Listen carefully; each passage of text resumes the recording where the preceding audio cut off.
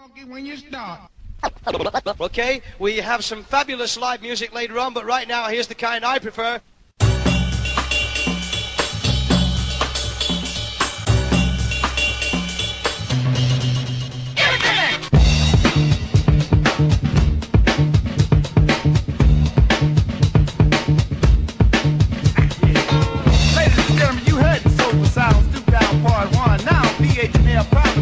Part 2, are you ready? Come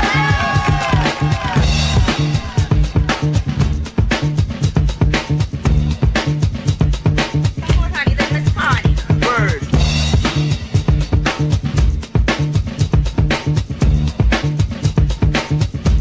We've had letter requests, mainly from the band. What are you going to do tonight? Sweet as fuck.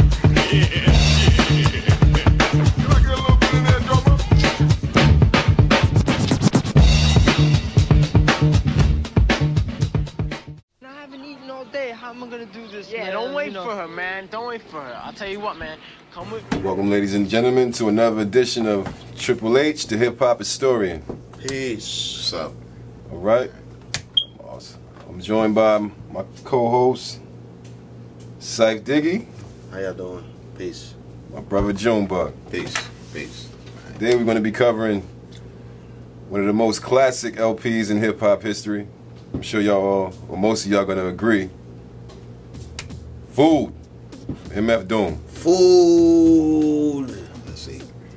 Good food. You know what I mean? So we're going to break it down for y'all, you know, certain songs from the album, how it made us feel, how it probably made y'all feel, along with, you know, some of the production and so forth. We're going to, you know, analyze it real close, you know. We're going to have a real good discussion about it. So without further ado, again, we're not going to stand on ceremony. We're going to get it popping.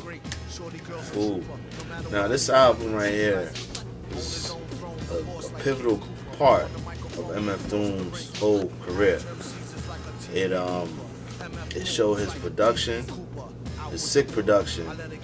We were talking earlier, it's reminiscent of, well, he is a native tongue, so it's reminiscent of Prince Paul's artistry, and it's just, you just see how deep he stays in the crates. And that's not even talking about lyric-wise, I was just talking about production.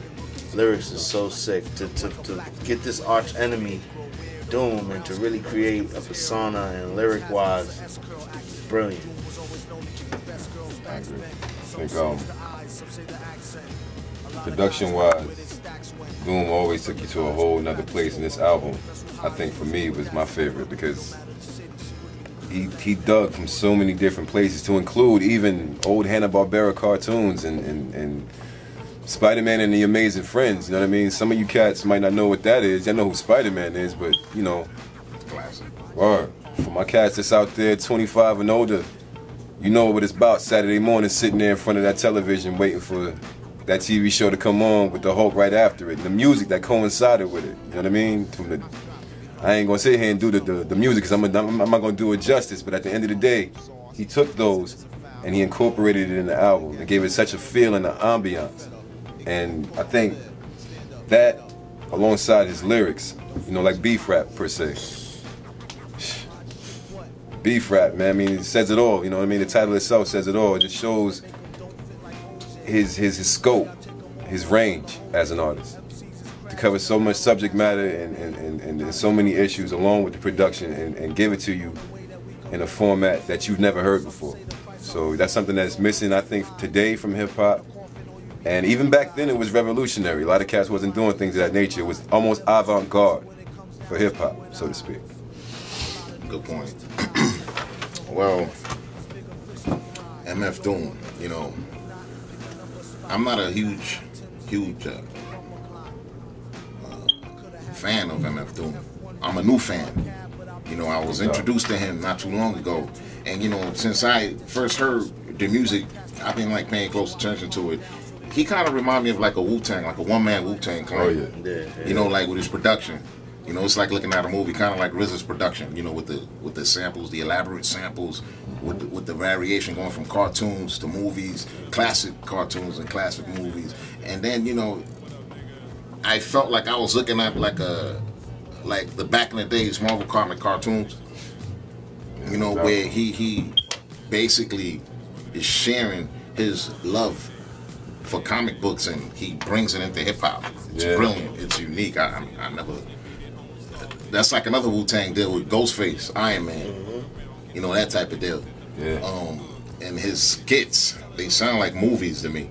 Like 5 minutes long, and it's saying something. Like when you have it playing, you're gonna be looking like, yo, where the TV at? You know, did I miss something? So, yes, sir. Good music. I mean, anyone that's interested in hip hop, I mean, I advise you to check this out, man. Look him up, MF Doom. He's all over YouTube. Intelligent brother too, by the way. I mean, like, one of my favorite songs, because the lyrical prowess of it, the whole album I could choose, but my favorite is One Beer. You know what I mean? That joint right there is just hilarious how he just flows. That's one thing about MF Doom. His lyrics and the way he rhymes, his rhyme pattern is so different and it's so ill. Like, it has something in, like, every line has like 2 or 3 innuendos about it. And it's really dope to hear him. You know what I mean? And decipher his stuff is almost, he's just like MF Doom on the lyrics. He's just a villain. And that's how his whole persona was. It may seem like a little dark, but it's dark lyric wise. Like, to the beats, he's like an overlord. If you know the character MF Doom and you see what he does to his production, the way he handles his whole industry presence is almost on some MF Doom. If you look back, he was a part of KMD back in the days. You know what I mean? And the change from that aspect, I remember KMD had a controversial album. I think before all the controversial albums you would have out that came out, they had the one with the Sambo, which was the character on KMD, was a little doll, but it's supposed to be in blackface. And the second album they were going to do, the last album actually, that the label shut down, was them hanging Sambo. Now, the whole, as freedom from the black community, you know exactly what hanging Sambo means. Right. It's not hanging no black person, it's hanging that idea of the white person with blackface, and the label shut him down just off of that. So going through that and going through those problems, he created the Dr. Doom character. And the way he handles the industry is just crazy with it. That's crazy. Yeah. Why would they shut that down, though? There's the labels. This is back in the days. Right, this is around like what he said with Third Base, that right. whole era, the Native Tongue era, and then the consciousness era, Brand Nubian and all that. KMD, they used to come with a lot. If you listen to a lot of KMD, this is where MF Doom started, right? His name was Zebrock X. Yeah, Zeph Love X. Zeph Love X, pardon me, Zeph Love X. And to change that whole persona off of just the way the label did it, it's almost like you see, like I said, the character of Doom. You're pissed off at the way the label tries to control your artistry and your artwork and your presence. They were really saying about killing Sambo, hanging that is. It means, so, from a black perspective, not even a white perspective that know exactly what went on, lynchings and all this, and the whole black presence in music and art and whatever. To do that, and then you cut his thing, he has to become Doom. He has to. I think it shows, it touches on the artistic merit side of him as well. Like you said, with the whole Native Tongue group, from Brand Nubian, Tribe Called Quest to De La Soul, himself, KMD. During that time, it was, like you said, very socially conscious. And I think a lot of artists from that point of view were saying, hey, we're tired of the caricatures that you portray us as. The ignorant cat who's just out there, who's not doing nothing with himself, who's just about misogyny and just disrespecting the community and so forth and so on. It was more about power to the people.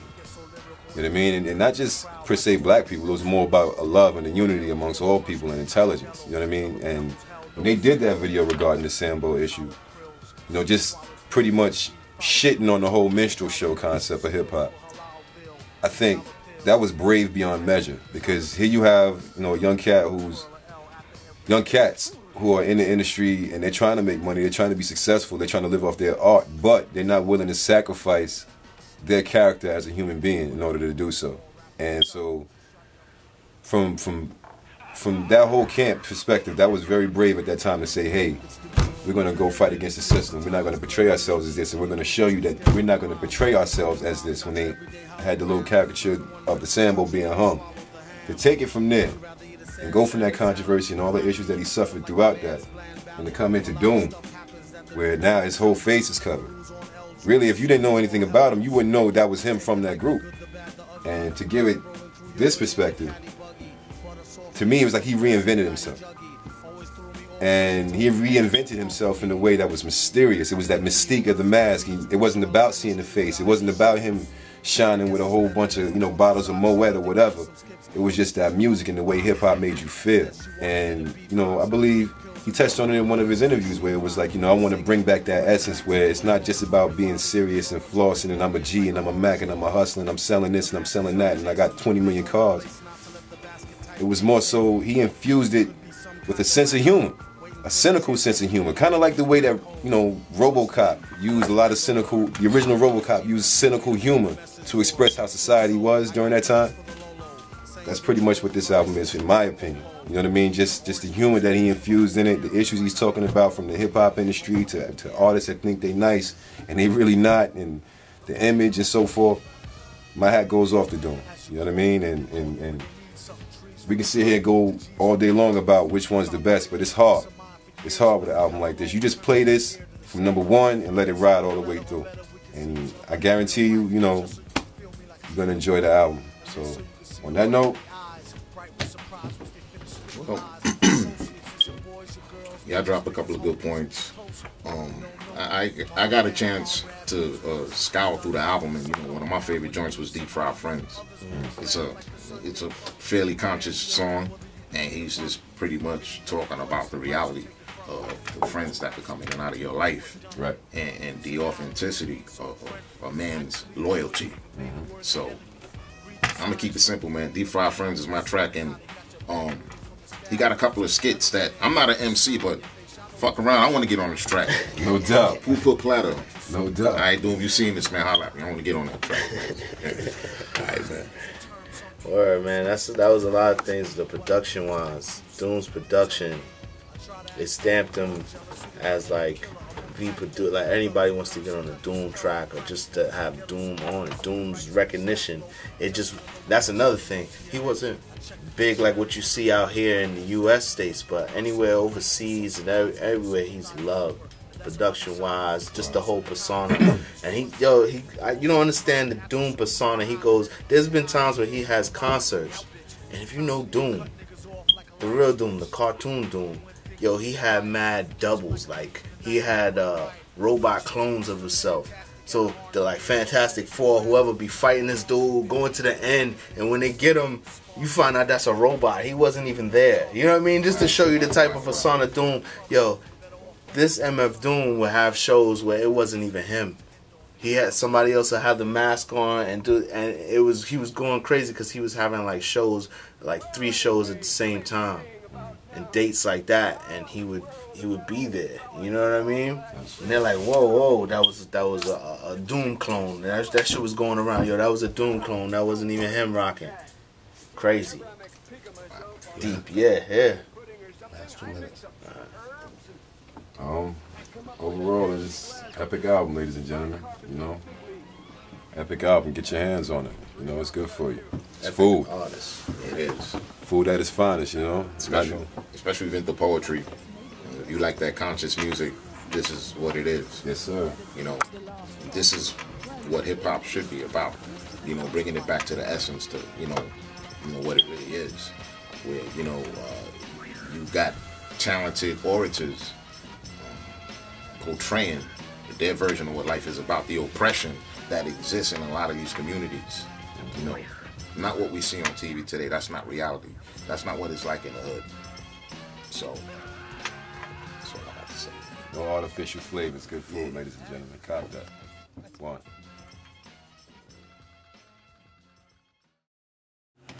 Yo, what up? This is Doom Doppelganger. Yo, check out my video. Dead Bent. Peace.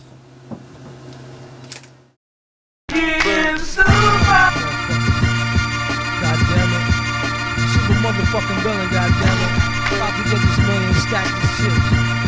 Yo, this dip try to tell him, ooh, you're like the sun, chasing all of the rain away. When you come around, you bring brighter days. She told me you're the perfect one. Microphone check, 1 2 1 2 1 2. He told her I will rock this microphone always. I hold the mic like niggas hold their girls tight, but I ain't after her. Probably your Acura Pearl White, the hook or nah. And many times I done hit it. To be specific, more times than dimes in a Brisnick. When you broke north, I crashed the barbecue like Riddick at the Garden True. That's the garden me, pardon you. Cheapers, I was told back. The whole gang access to my beeper. Call back my secretary gatekeeper. Like I ain't peeper. I said, darling, you was stupid though. You know the super villain. Home. I had this style ever since I was a child. I got this upper style, I ain't flipping a wow. It goes pure scientific intelligence with 1 point of relevance. MCs whose styles need elements. And once the smoke clear telements, the super motherfucking villain nigga came through raw like the elements. On 99 plus 1 of them. And with a flow to pull a fraud nigga foul from out in front of him. When we with y'all, we had tons of fun. Me and my duns and them. Actual true and living sons of them. Dead planets and guard jewels. Throwing divine rules to come through, we will overcharge you.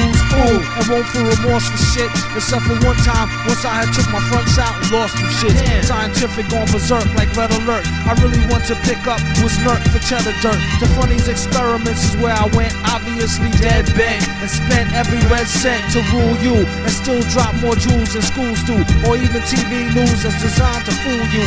Yeah, you who hear the most grimy suggestions from brothers with fly names and ID questions. That's a sequel like Victoria Teddy says that's edible. Duns not ready yet for the incredible team of MCs who broke off fakes who thought they was slaughterproof. Stomping through like North Lake waterproof. Tat tat at the end of that. After hit the bar where baby girl bartender at. I told her more wine mingling with no single mentions of. Stay tuned for more spine tingling adventures of.